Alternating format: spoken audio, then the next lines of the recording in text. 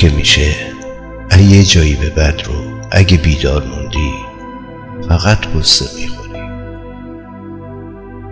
انگار وارد دالان تاریک و عمیقی میشی که توی اون حتی کوچکترین مسائل هم سایه هایی بزرگ دارن.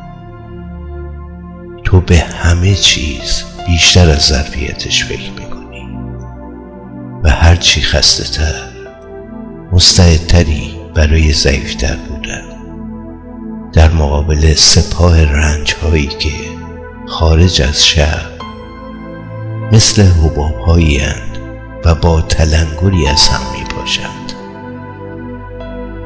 مهم نیست چقدر حامی و همراه داری، در شهر تو تنهایی و آدم ها حتی خوبترین و نزدیکترینشون ماه‌های روشنی هستند که هنوز نیمه تاریکشون نشونت ندادن.